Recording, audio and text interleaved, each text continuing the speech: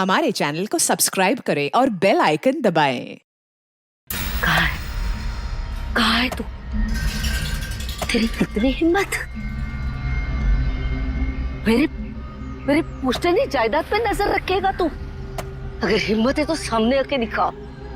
मेरे घर की तरफ बढ़ता हुआ तेरा हर एक कदम तुझे भारी पड़ेगा, भारी पड़ेगा।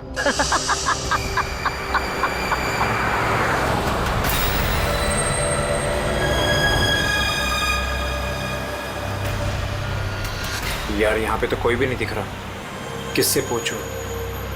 इतना घना जंगल है, कोई साइन बोर्ड भी नहीं है यहाँ पे।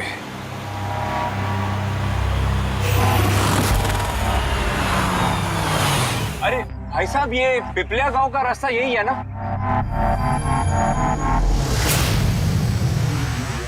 अरे सुनो ना भाई साहब, अरे बड़ा अजीब आदमी है।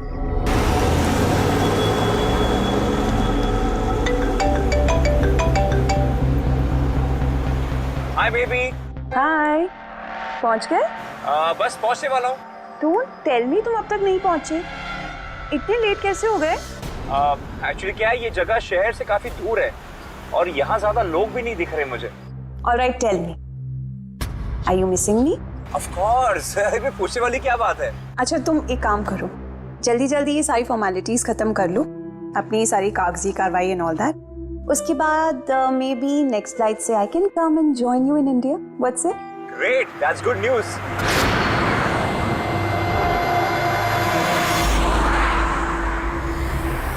अच्छा बेबी, मुझे लग रहा है कि मैं पहुंच गया हूँ, वो मकान दिख रहा है मुझे।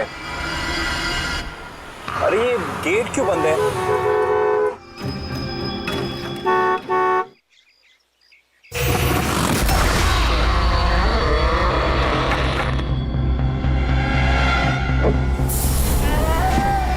जी? राय रंजीत के मकान में जा रहे हो? हाँ। मत जा, वो तेरी जिंदगी की सबसे बड़ी गलती होगी। मत जा। लेकिन आप कौन है? मैं तुम्हारी मौत, तुम्हारी मौत।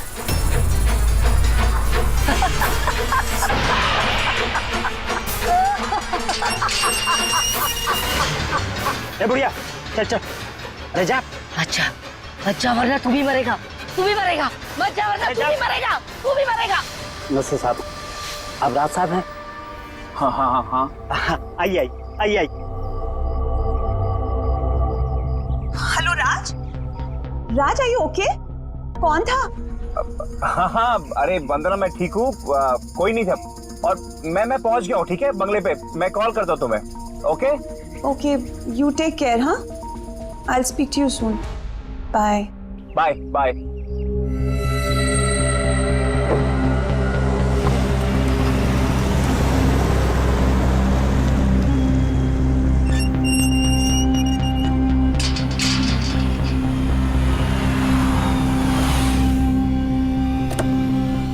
आइए साहब।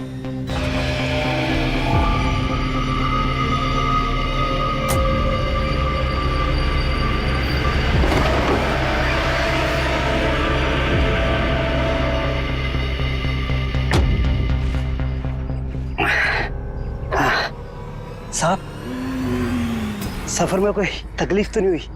नहीं, लेकिन वो औरत कौन थी? बुढ़िया औरत जो आपसे बात कर रही थी ना, लाली नाम है उसका, थोड़ी अजीब सी है। आपको उसकी बातों का बुरा तो नहीं लगा? नहीं, बुरा नहीं लगा मुझे, पर मुझे एक बात समझ में नहीं आई कि उस औरत ने मुझे यहाँ आने से मना क्यों किया। जाने दीजिए ना साहब उसकी बातों का, थोड़ी सी हिली हुई है, कुछ भी बकती रहती है। आप आइए, अंदर आइए।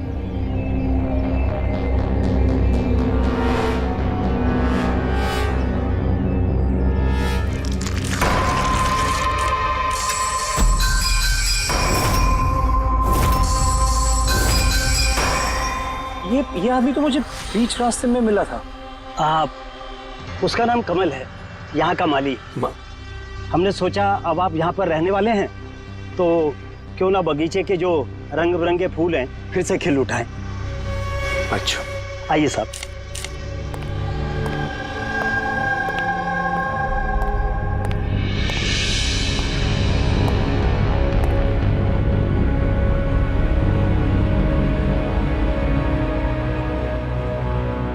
अच्छा एक बात बताइए जी। यहाँ कितने साल से काम कर रहे हैं आप? बस साहब ये समझ लीजिए कि मैंने बचपन में चलना यहीं से सीखा था, और अब इस घर से तभी जाऊंगा जब मेरी अर्थी उठेगी। साहब अब ये घर आपका है,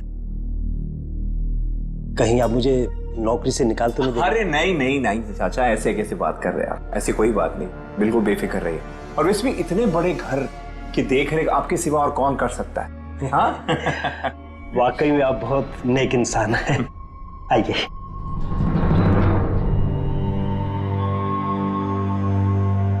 साहब ये है आपका रूम, वॉशरूम उधर है, आप फ्रेश हो जाइए, तब तक मैं आपके लिए खाने पीने का बंदोबस्त करता हूँ। ठीक है।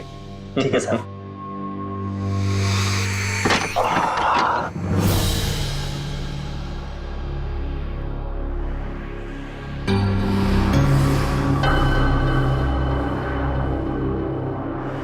चला जा, चला जा, चला जा, वरना तू भी मरेगा।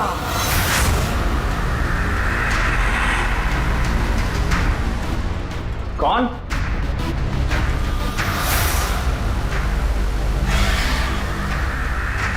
मैंने कहा ना, चला जा।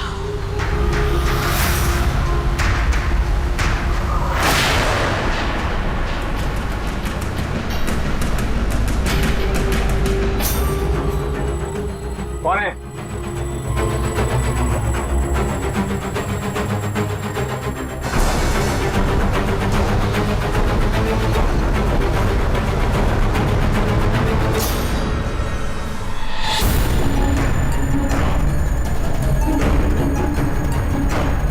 जैसे बाकी लोग मरे हैं, वैसे तू भी मरेगा।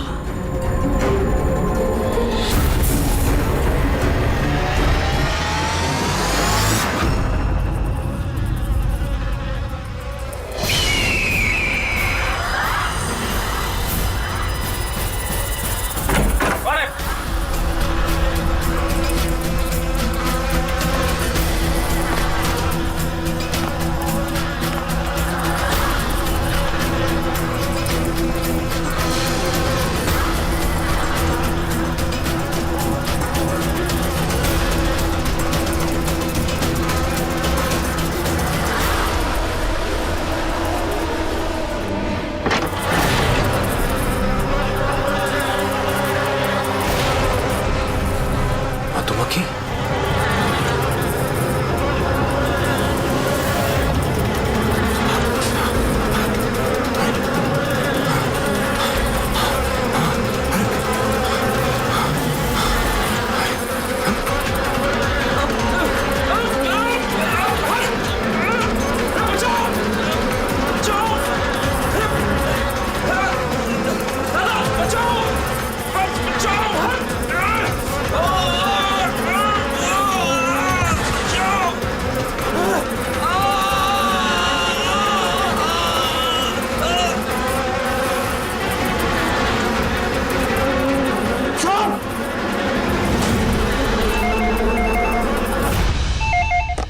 Hello hello, can I speak to ACP Pradyuman please?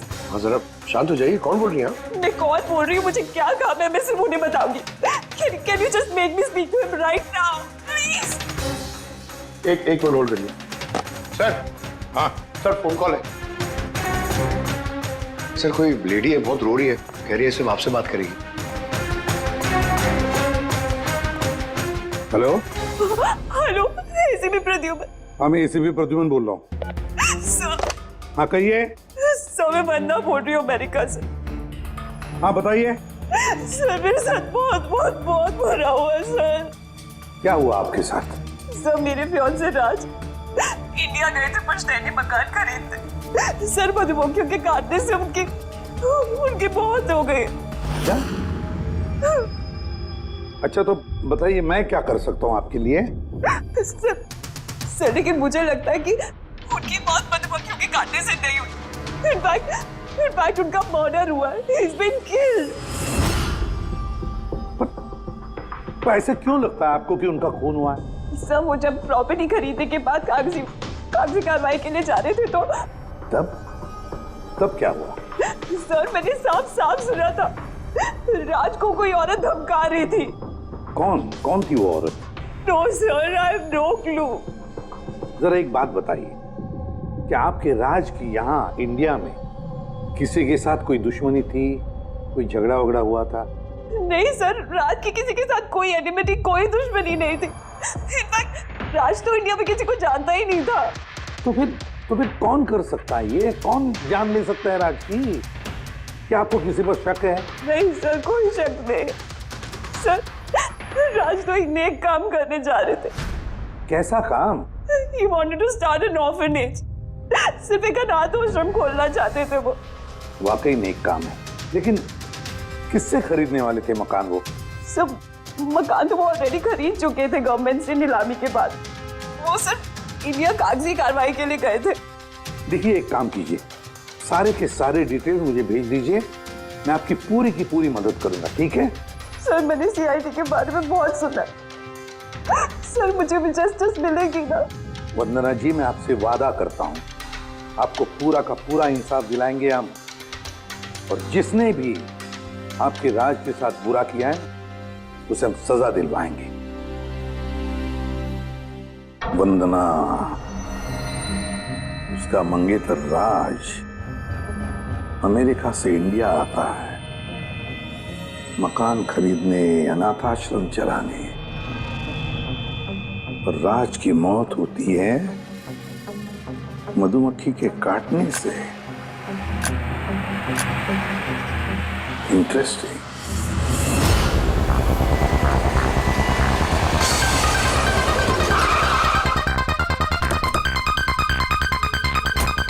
Sir, यही वही बंगला है जो राज ने सरकार से नीलामी में खरीदा था। अच्छी खासी प्रॉपर्टी लग रही है। आप देखभाल करते हो उस जगह की? जी हाँ, कहिए। कहेंगे आप, हम सिर्फ सुनेंगे। क्या मतलब? सीआईडी? क्या बात होगी सर? राज राकेश नाम के एक आदमी का खून हुआ है यहाँ पे। बहुत बुरा हुआ सर उनके साथ। उन्होंने ही सरकार से ये मकान खरीदा था। हाँ, उन्हीं की बात कर रहे हैं। उनका खून नहीं हुआ, मधुमक्खियों के काटने से उनकी मौत हुई है। मैंने खुद अपनी आंखों से देखा था। देखा होगा आपने, लेकिन यहाँ इस बंगलों में आने से पहले किसी औरत ने उन्हें धमकी दी थी। कुछ जानते हो उस औरत के बारे में? अच्छा, वो लाली साहब, वो बुढ़िया तो बेतुकी बेसर की बातें करती रहती है। आप उसकी बातों को गंभीरता से मत लीजिए। क्या गंभीरता से लेना और क्या नहीं वो हम तय कर लेंगे। आप ये बताइए कि वो लाली वो रहती कहाँ है? कहीं भी नहीं सर। कहीं भी नहीं मतलब? उस बेचारी का ना तो अपना कोई घर है और ना ही कोई अपना परिवार। बस दिन भर इधर उधर घूमती रहती है। नहीं, कहीं तो बैठती होगी, खाना वाना खाती होगी। कोई एक जगह होगी ना जहाँ पे वो रहती होगी ज्यादातर।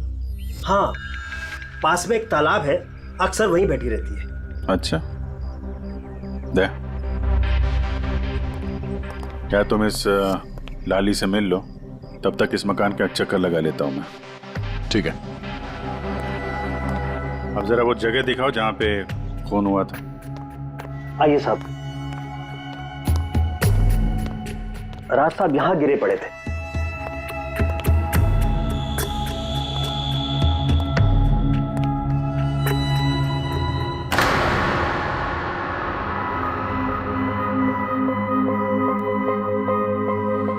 पहले मधुमक्खियों ने राज साहब को मारा, फिर वो खुद मर गए।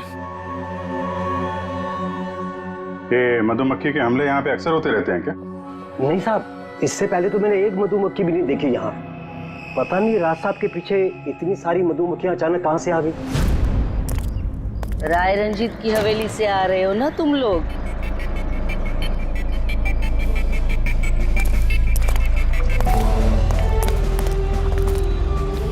क्या कहा आपने?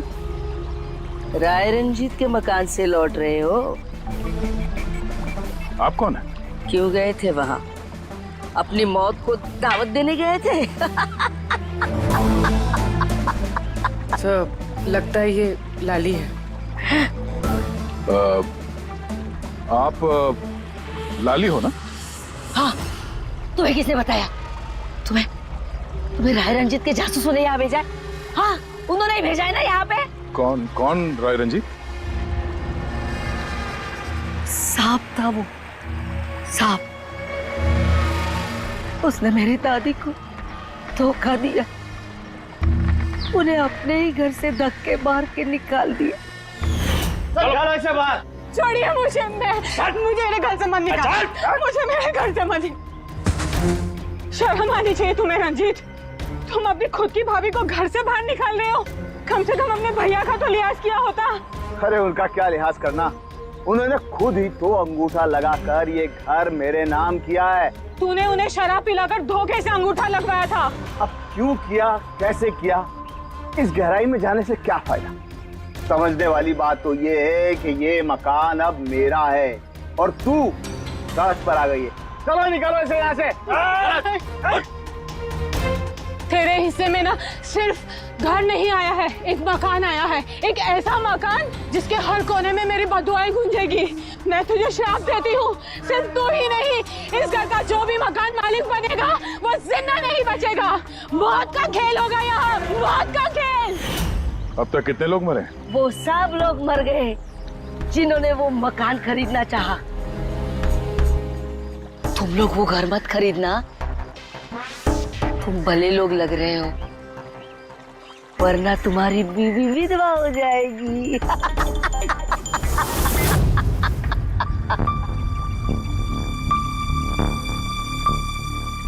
माँ जी, ये कुछ पैसे हैं, काम आएंगे।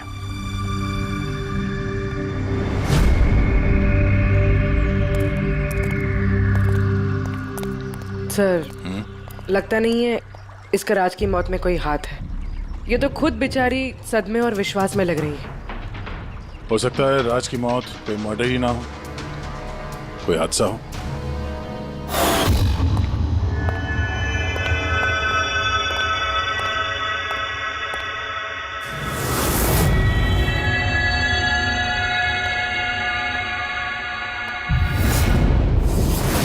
अरे ये कमरा खुला कैसे है? ये तो बंद था। एक मिनट रुको, शायद राज ने खोला।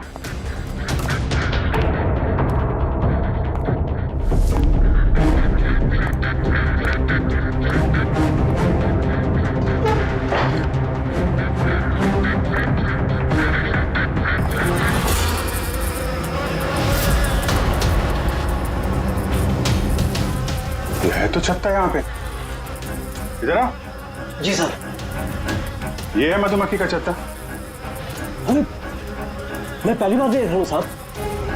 तो ये राज यहाँ इस स्टोर रूम में क्या करने आया था? साहब शायद बंगलू देखने आए होंगे। अच्छा, और उस वक्त तुम खाना लेने गए थे? जी सर।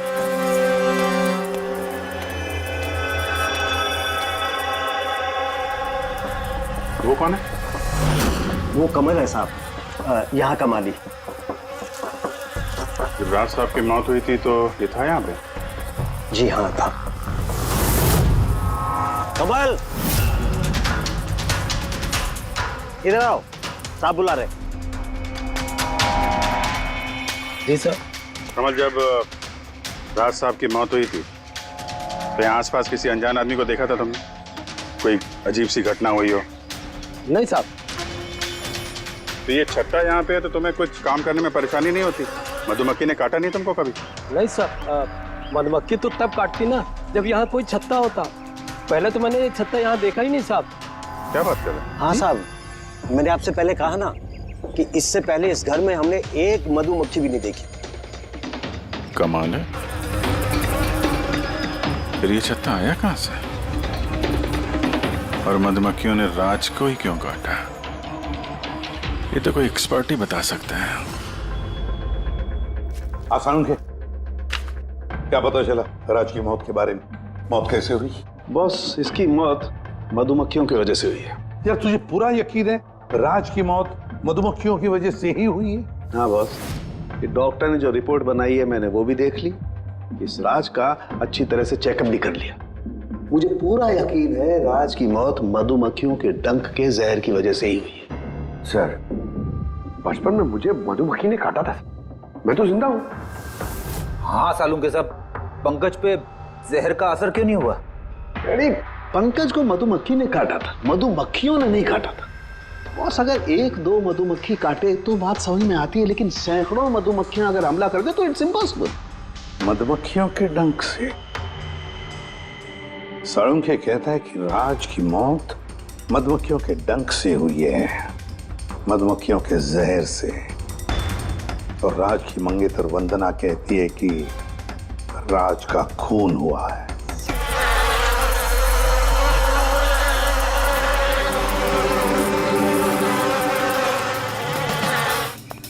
इस छत्ते को बाहर से लाकर यहाँ पर लगाया गया। मधुमक्खी के छत्ते को किसी और जगह से लाके किसी और जगह लगाया जा सकता है?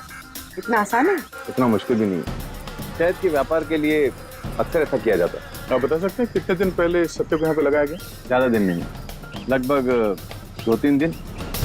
सर, अगर मान भी ले कि खूनी ने ये छत्ता यहाँ पर इसलिए लगाया था कि वो राज को मार सके, लेकिन उसे कैसे पता था कि ये मधुमक्खियाँ राज पे ही हमला करेंगी, किसी और पे नहीं?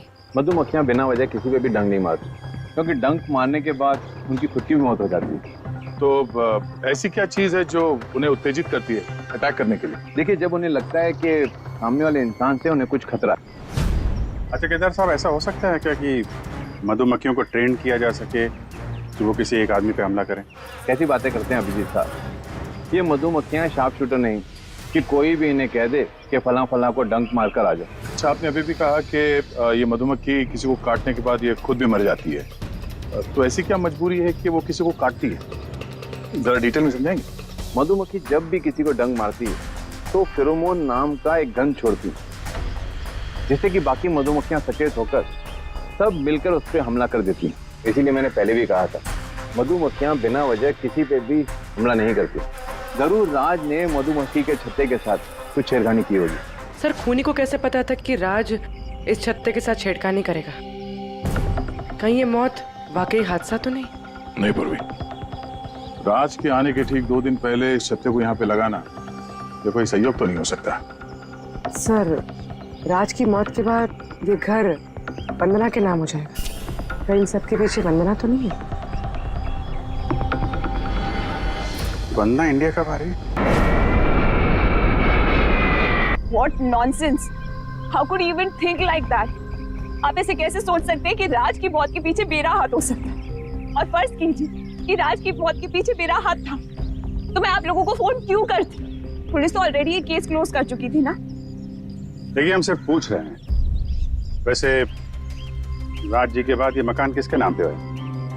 I don't know. राज ने गवर्नमेंट से मकान खरीदा था, तो शायद गवर्नमेंट को वापस मिल गया। मुझे अभी तक कोई नोटिस नहीं है। हाल फिलहाल में राज का किसी के साथ कोई झगड़ा हुआ था? I have already told you that Raj एक नेक दिल इंसान थे और उनका किसी से दुश्मनी होना वाज इम्पॉसिबल। अगर मुझे पता होता कि राज की नेक दिली उनकी जान ले लेगी तो मैं उन्हें कभी इंडिया आने ही नहीं देती। ये अनाथ आश्रम खोलने का ख्याल राज जी के दिमाग में कैसे आया? राज खुद अनाथ थे, इसलिए वो दूसरे अनाथ बच्चों की फीलिंग समझते थे।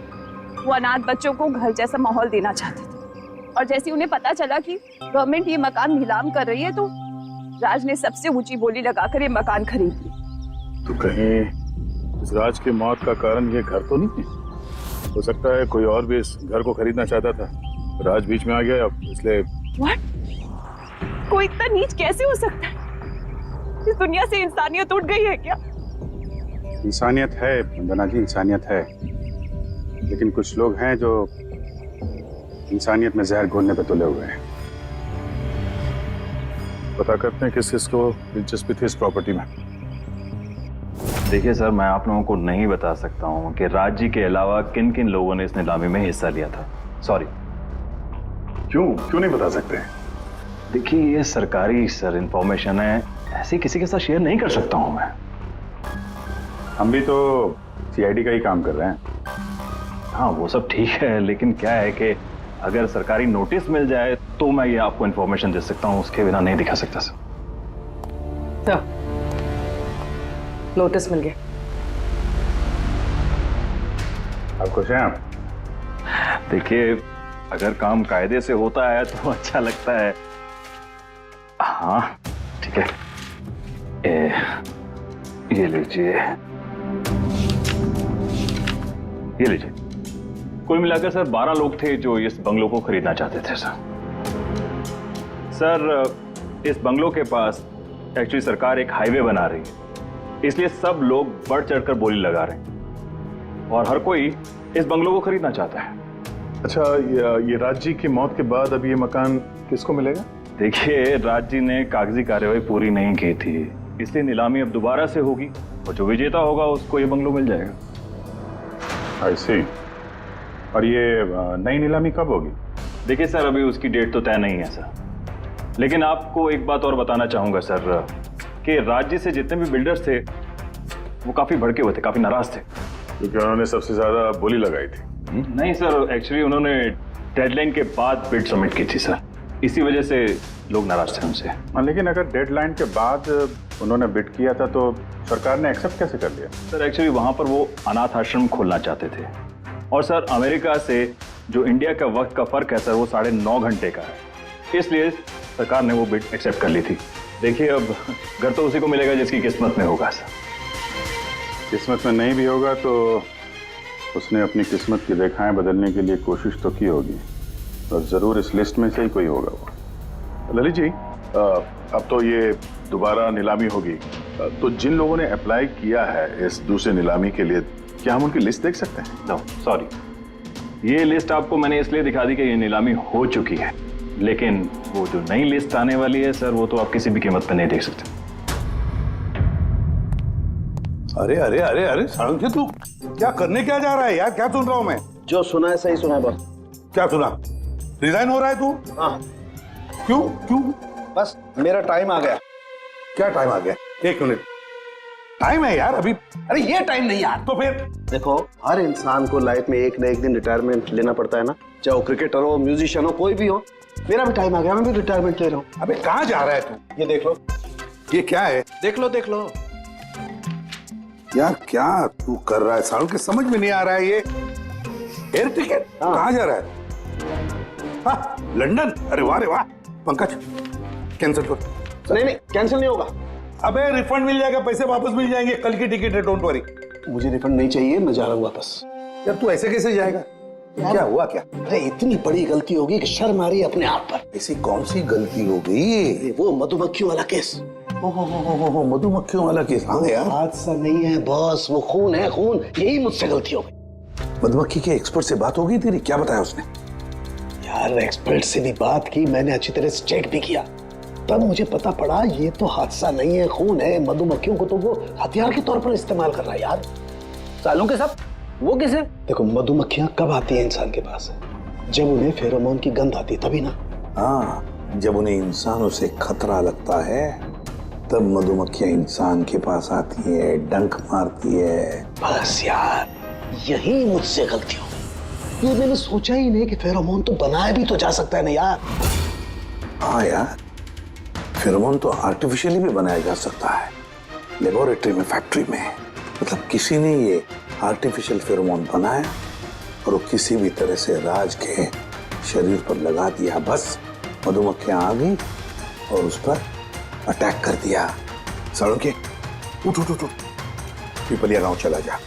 वहां पे जहाँ पे राज का खून हुआ, राज का सारा सामान चेक कर, पता तो चले ये फेरोमोन वहां पर आया कैसे और किसने इस्तेमाल किया ये फेरोमोन राज पर। Yes boss. ये रहा सर, राज का सारा सामान इस सूटकेस में। ठीक है। सर एसीपी साहब बता रहे थे आप रिटायर होने वाले हो। कब है आपका लास्ट वर्किंग डे? आपके लास्ट वर्किंग डे से 1 दिन के बाद। मतलब नहीं आ रहा है। अच्छा दया, एक काम करो, मैं बाहर जाता हूँ और तुम जो है ना, एक एक करके सामान मुझे बाहर पकड़ाओ, तो पता करते हैं कि कौन से सामान में फेरोमोन है। ठीक है? जी सर। ये पकड़ेंगे आप? जरा रख लीजिए थोड़ी देर के लिए। दिखेगा ना बाहर? दिखेगा। मधुमक्खी है इसके लिए कह रहा था। अभिजीत हो तुम। हाँ, ये पूर्वी है। हाँ, ये दया। अरे दिख रहा है सर। चलिए चलिए चलिए चलिए, संभाल के सर, संभाल के। हाँ, चलिए सर।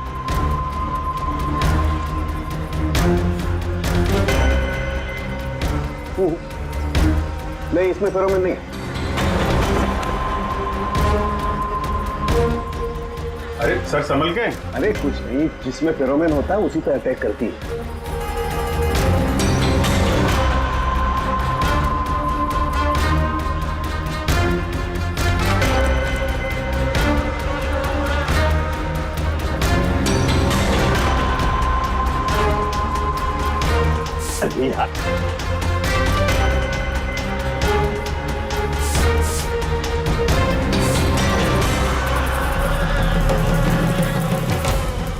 हरकत हुई, देखो देखो अटैकिंग मूड में आई है ये मधुमक्खियां, देखो। सर किसी ने राज के परफ्यूम में फेरोमोन मिलाया। अरे यार ये मधुमक्खियों ने मुझे काटा ना। सर आप निकलो यहाँ से। अरे यार, अरे पानी में जाओ, पानी में। पानी किधर है? अरे सामने उस तरफ सर। अरे उधर कुआं है सर, जाओ ना। कुएं में घुस जाओ। अरे सर निकलो यहाँ से, जाइए सर।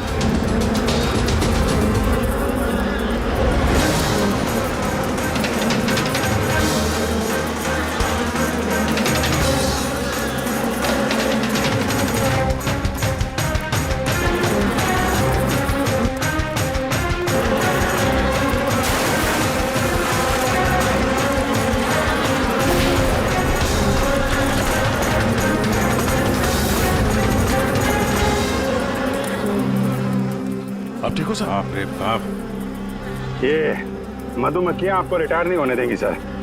बाहर निकालो मुझे। आइए सर। मधुमक्खी, अरे नहीं, आइए। हेलो जी, नमस्ते, कैसे हैं आप? जी मैं चंदूमल फंडूमल कंकेशवास। अरे वाह, बहुत लंबा नाम है आपका। बताइए क्या काम था आपको? जी वो नीलामी के लिए आया था मैं। वो पुराना वाला बंगलो हाईवे के पास, वो खरीदना है मुझे। सर ऐसे नहीं खरीद सकते हैं सर, उसमें नीलामी होगी तभी वो जो जीतेगा वही खरीद सकता है। अरे तो पैसा लगाएगा ना, मैं पैसा लगाएगा। देखिए अब टाइम नहीं बचा है, सिर्फ 15 मिनट बचे, आप लेट हो गए। ठीक है, क्या बात कर रहे हैं सर, 15 मिनट में क्या क्या हो जाता है। ये देखिए ना, मैं तो ये बेड का लिफाफा भी लाया हूँ, ये देखिए। राकेश इधर रजिस्टर लेकर आ।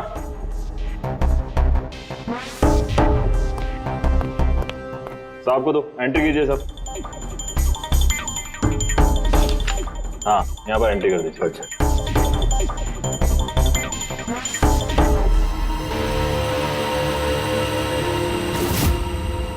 यहाँ साइन कर दीजिए लास्ट को। Good, like. अच्छा, वेरी गुड, ये तो अच्छा हो गया सर। वो बंगले का चाबी। और मजाक कर रहे हैं? अरे चाबी ऐसे थोड़ा ना मिलता है। अरे भाई बोली लगेगी, नीलामी होगी, उसके बाद जो जीतेगा उसको मिलेगा। भाई क्या बात कर रहे हैं आप? बेट तो मैं ही जीतूंगा, ये पक्का है। भाभी और बच्चों को मेरा प्यार देना, ठीक है सर? Thank you. पता नहीं कहाँ से चले आते हैं, कमाल है।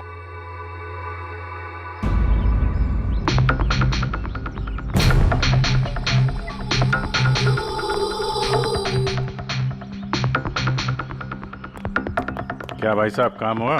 सर ये देखिए, चंदूमल फंडूमल कंकेशवास का कमाल। बैठ जाओ पंकज।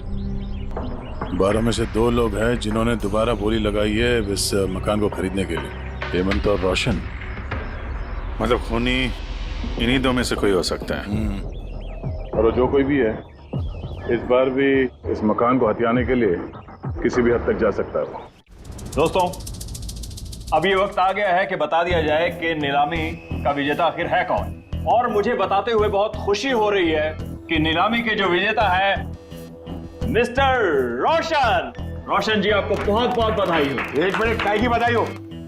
सबसे ज्यादा बेट मैंने लगाई थी, ये कैसे जीत गए?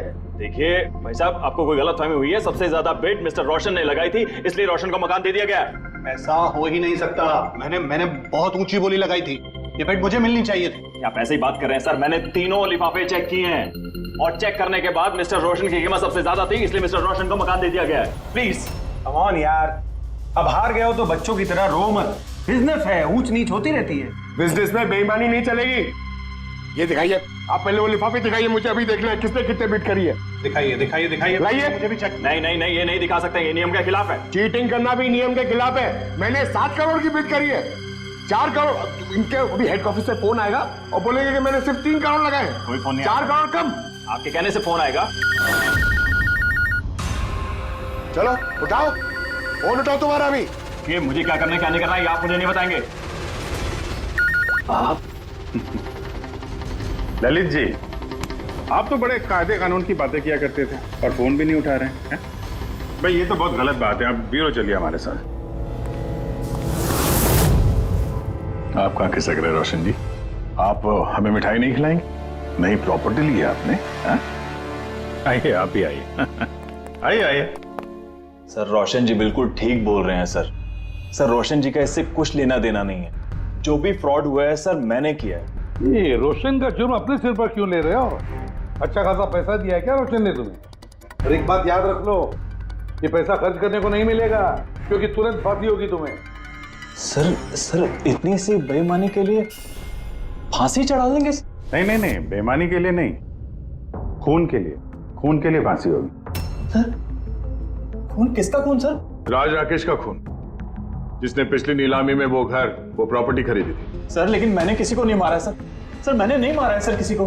पता है इस रोशन ने मारा है, तो इसकी पोल खोल दो, वरना इसके पाप का मटका तुम्हारे सिर पे फूट जाएगा। सर ये क्या कह रहे हैं सर आप? मैं भला राज को क्यों मारूंगा सर? इस प्रॉपर्टी के लिए, और किस लिए? क्या कह रहे हैं आप सर? सर मैं मानता हूं कि मैं ललित के साथ मिलकर नीलामी में छोटी मोटी हेरा फेरी करता था, पर सर एक प्रॉपर्टी के लिए किसी का मर्डर थोड़ी कर दूंगा मैं। तो मतलब तुम्हारे कहने का मतलब है तुमने ये खून नहीं किया? नहीं सर। चल ठीक है, पूर्वी जरा वो परफ्यूम लाना।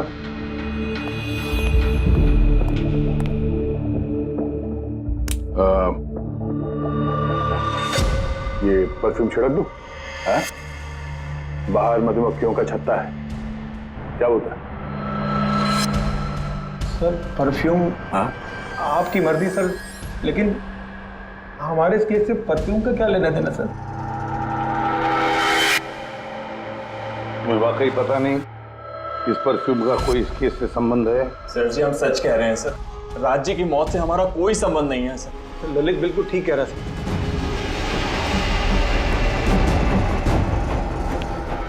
अगर ये खून रोशन ने नहीं किया है तो फिर बचता है वही एक। इन कागज से साबित होता है कि तुम राय रंजीत के पोते हो। तुम्हारे पास तो बहुत बड़ी वजह थी इस मकान को वापस पाने के लिए, क्यों? देखिए, राय रंजीत का पोता होने से यह साबित नहीं होता कि यह खून मैंने किया है। हेमंत जी, खूनी कभी कभी अपने जुर्म के सबूत अपने साथ लेकर चलता है, जैसे तुम। मैं समझा नहीं। मैं समझाता हूं। ये रहे सबूत। कमाल है सालों के साथ, सेफ्टी सूट पहनने के बावजूद भी आप दोनों को मधुमक्खियों ने काटा। हाँ, कभी कभी सेफ्टी सूट पहनने के बाद भी मधुमक्खियां डंक मार सकती हैं, और फिर मधुमक्खी के छत्ते को इधर से उधर ले जाने में तो और भी ज्यादा अटैक हो सकता है, नहीं? जी देखिए, वो दरअसल बहुत हो गया अहमद, तुम्हारी बेगुनाही का और भी कोई सबूत चाहिए? जी नहीं, मैंने ये सब किया था। जब राज बंगले में घुसा तब मैं वहीं था, और मौका देखकर मैं बंगले में घुस गया था। मैंने एक परफ्यूम की बोतल के अंदर फेरोमोन मिला दिया। उसके बाद राज को आवाज से डिस्ट्रैक्ट किया, मधुमक्खी के छत्ते तक लेकर गया, और उसके बाद का काम मधुमक्खियों ने कर दिया था। मुझे मेरा पुश्तैनी मकान वापस चाहिए था। वाह रे वाह, अपने पुश्तैनी मकान के लिए तुमने एक नेक इंसान का खून कर दिया। कानून तुम्हें कभी माफ नहीं करेगा। तुम्हें कम से कम आजीवन कारावास की सजा होगी। ले जाओ इसे पंकज।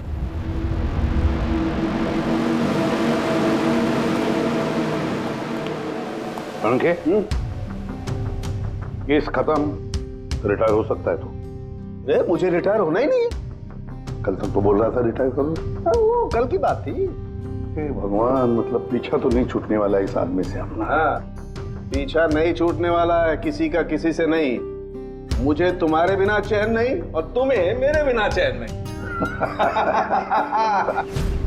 ये लीजिए, सरकार ने बंगलो अब राज से आपके नाम करने का निर्णय लिया है। उम्मीद है कि अब आप मिस्टर राज के अनाथ आश्रम खोलने का सपना पूरा कर पाएंगे। राज के जाने के बाद मेरी लाइफ का यही मकसद रह गया है, उसका आखिरी सपना पूरा करना। But thank you so much Raj को जस्टिस दिलाने के लिए। हमने जो कुछ भी किया वो तो हमारा फर्ज था। आपको और कोई मदद की जरूरत हो तो हमें जरूर याद करिएगा। कभी कभी आते रहेगा, उन बच्चों को भी आपसे इंस्पिरेशन मिलेगी।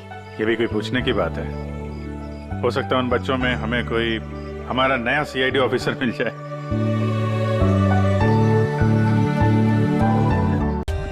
For more updates, subscribe to our channel, click the show links and enjoy watching the videos.